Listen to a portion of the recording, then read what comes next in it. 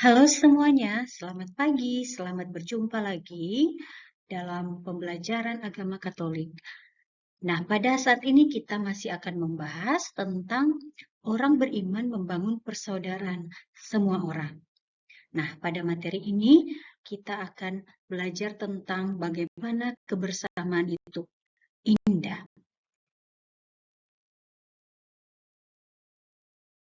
Nah, anak-anak, sebelum itu, marilah kita tunduk kepala, tutup mata. Kita akan mengawali pembelajaran kita dengan berdoa. Dalam nama Bapa dan Putra dan Roh Kudus. Amin. Ya Bapa, Engkaulah Allah semua orang beriman. Kami berterima kasih dan bersyukur kepadamu atas aneka keberagaman yang boleh kami alami. Karena aneka keberagaman ini, kami dapat semakin diperkaya dan memperkaya satu sama lain. Berilah kami rahmat agar kami mampu untuk senantiasa mengusahakan kebersamaan di tengah keberagaman yang ada dalam kehidupan kami, terlebih keberagaman dalam bidang agama. Mampukan kami agar saling menghargai dan bekerja sama dalam mengupayakan kebersamaan yang menggembirakan. Dampingilah kami dalam belajar hari ini, sehingga kami mampu mengusahakan kerukunan, sehingga terwujudnya kebersamaan yang menggembirakan. Demi Kristus Tuhan dan Juru Selamat kami. Amin. Dalam nama Bapa dan Putra dan Roh Kudus. Amin.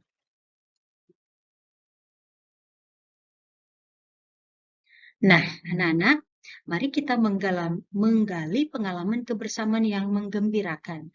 Kita lihat pada gambar di sini ya, menunjukkan satu kebersamaan yang menggembirakan ya. Di sana ada pemimpin-pemimpin agama ya, menggunakan pakaian berdasarkan dengan agama yang ada di Indonesia tentu ya. Nah, betapa bahagianya orang yang hidup dalam suasana kehidupan yang penuh dengan persaudaraan ya. Pasti dari setiap kita ingin hidup bahagia, tidak ada yang tidak mau hidup susah loh ya. Hidup dalam persaudaraan adalah hidup dalam semangat kasih. Kasih itu tidak membedakan ya. Tulus, kasih itu rela berkorban, dan kasih itu mau terlibat. Ya. Jadi semangat kasih itu yang harus kita tanamkan di dalam hidup bersama.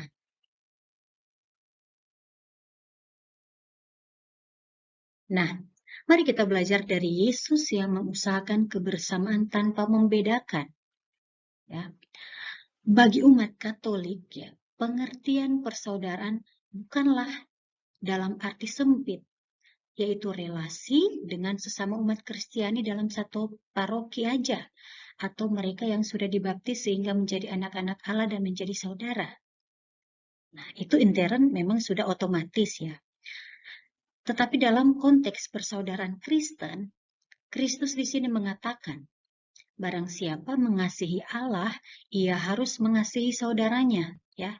Itu ada dalam surat pertama Yohanes. Nah, perkataan Kristus tersebut perlu dimaknai dalam konteks yang universal yang lebih luas lagi ya.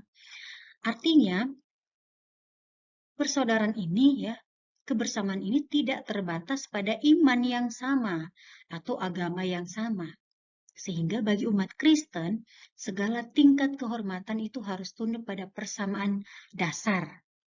Kamu satu sama lain adalah saudara. Jadi persaudaraan yang dimaksud ini tidak terbatas, ya, tidak terbatas. Tidak melihat latar belakang agama, latar belakang suku. Jadi tidak terbatas. Oke. Kita lihat lagi ya. Yesus menyembuhkan hamba seorang perwira di Kapernaum. Ini ada kisah ya, Yesus menyembuhkan. Tertentu dalam Injil Matius bab 8 ayat 5 sampai 13.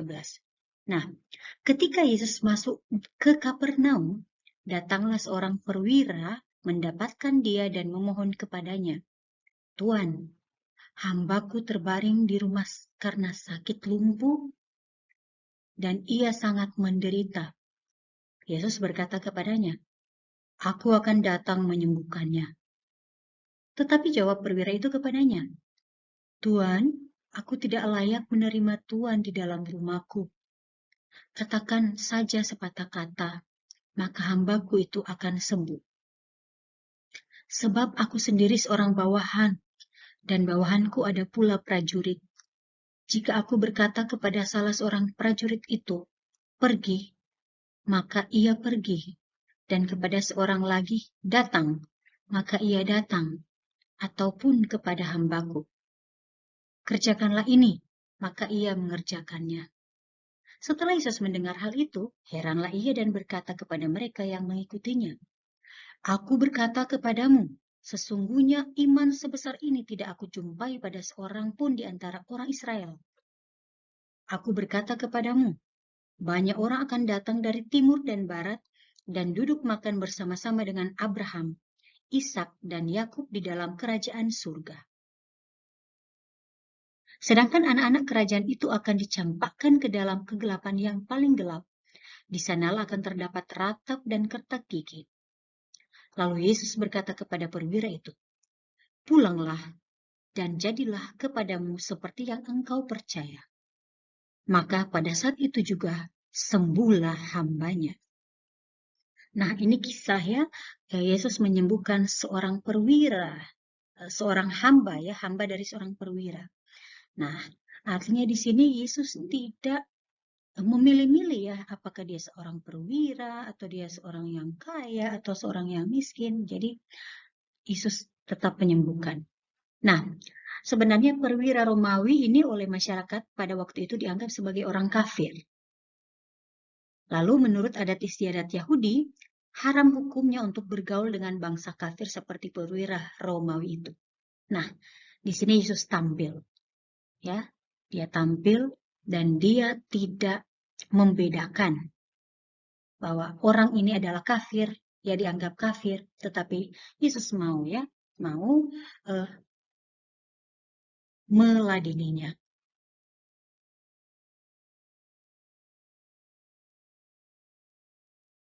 Oke, anak-anak, Yesus tidak menolak kedatangan perwira itu ya. Ia malah mendengarkan permintaannya, bahkan siap untuk datang ke rumah si perwira sebenarnya. Tetapi murid-murid Yesus dipanggil untuk bersikap terbuka. Kita juga ya sebagai murid-murid Yesus dipanggil untuk bersikap terbuka dan mau membangun persaudaraan dengan semua orang tanpa memandang perbedaan agama atau kepercayaan. Anak-anak, gereja mendorong para putranya supaya dengan bijaksana dan penuh kasih melalui dialog dan kerjasama dengan para penganut agama-agama lain sambil memberi kesaksian tentang iman serta perih hidup Kristiani, mengakui, memelihara, dan mengembangkan harta kekayaan rohani dan moral serta nilai-nilai sosial budaya yang terdapat pada mereka. Jadi nilai-nilai kebaikan di sini ya yang harus diangkat ya. Kita menjalin kasih, dialog, kerjasama dengan penganut-penganut agama yang lain, dengan sesama kita yang beragama lain. Contoh saja, kita di SMP Santo Yosef Denpasar ya, kita terdiri dari beragam agama ya, tetapi kita satu ya, seperti itu. Lalu kemudian, ini untuk kita pahami bersama ya, bahwa jika kita menghayati dan mewujud nyatakan apa yang telah difirmankan Tuhan, maka kehidupan persaudaraan yang penuh dengan keindahan akan dapat kita wujudkan pula. Itulah keindahan kebersamaan dalam hidup yang dapat kita usahakan. Keindahan dalam hidup kebersamaan tidak akan datang begitu saja, namun perlu kita usahakan. Oke, jadi keindahan dalam kebersamaan itu tidak datang begitu saja, tetapi dari kitalah sendiri yang mengusahakan ya keindahan itu, mengusahakan kebersamaan itu menjadi lebih indah. Nah, di sini ada berbagai bentuk kebersamaan yang indah yang dapat kita lihat dalam kehidupan kebersamaan yang dibangun oleh masyarakat kita ya.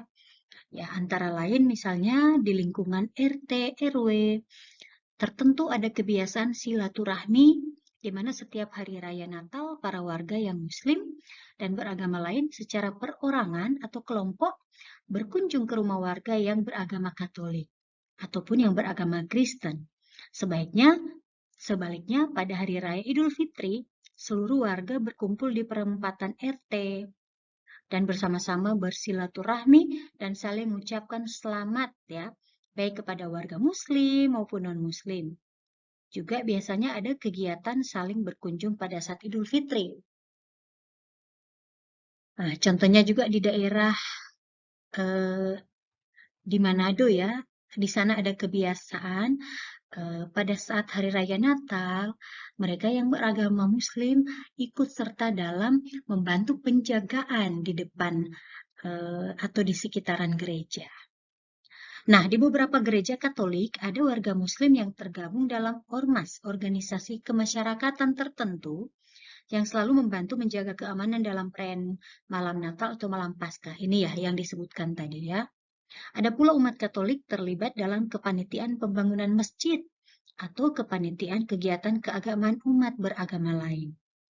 Lalu ketika terjadi bencana banjir, banyak sekolah Katolik yang memberikan fasilitas sekolahnya sebagai tempat untuk mengungsi dengan tanpa membedakan agama dan suku. Tetapi bersama-sama mereka membangun kebersamaan dan hidup saling membantu. Sebagai contoh juga,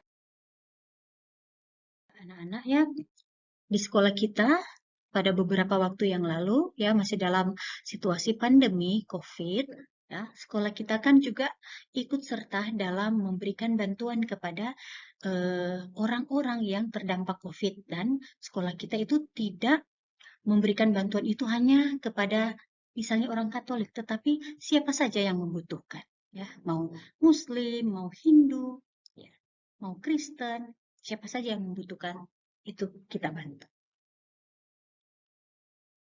Nah, anak-anak, persahabatan yang tulus ya, seperti apa yang dimaksudkan? Nah, persahabatan yang tulus adalah persahabatan yang tidak memandang berbagai perbedaan, termasuk perbedaan agama. Persahabatan yang demikian akan mewujudkan kebersamaan yang menggembirakan bagi siapa saja yang bersahabat. Kita lihat ya, teman-teman kalian, adik-adik kalian seperti pada gambar di sini, mereka penuh dengan kegembiraan. Usaha yang dapat kita lakukan untuk mewujudkan kebersamaan yang indah bersama dengan teman yang berbeda agama, antara lain, kita bisa saling memberikan ucapan selamat kepada teman yang merayakan hari raya keagamaannya. Ya, misalnya, Marcelo, selamat Hari Natal ya, ataupun misalnya Muhammad, selamat Idul Fitri ya. Saling membantu antar teman yang sedang menjalankan ibadahnya ya. Misalnya apa? Kalau teman kalian berpuasa ya, jangan artinya kalau kita makan jangan di depannya dia gitu ya. Seperti itu. Lalu kemudian menghormati teman yang sedang berpuasa ya, betul ya, yang tadi Ibu sudah contohkan. Kemudian ikut terlibat dalam kerja bakti, membangun rumah ibadah atau sebagainya ya. Setidaknya kalau kita mau ikut kerja bakti, nyapu misalnya, ambil sampah-sampah seperti itu.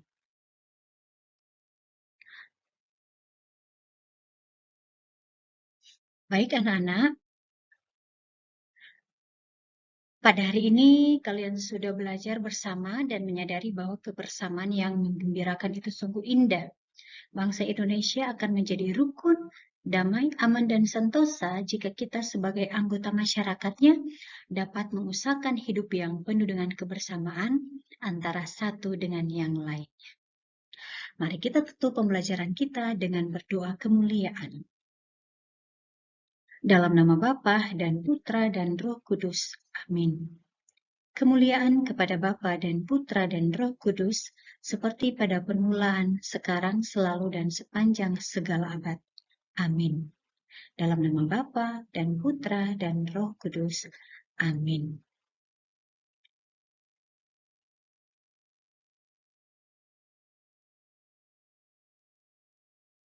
Oke, anak-anak, materi kita sudah selesai. Mari kita saling menghormati dan menghargai teman yang beragama lain. Terima kasih atas segala perhatian dari kalian semua. Semoga ini dapat bermanfaat bagi kalian di dalam kamu menjalin persahabatan maupun persaudaraan di mana kalian berada. Terima kasih, sampai jumpa pada video pembelajaran selanjutnya.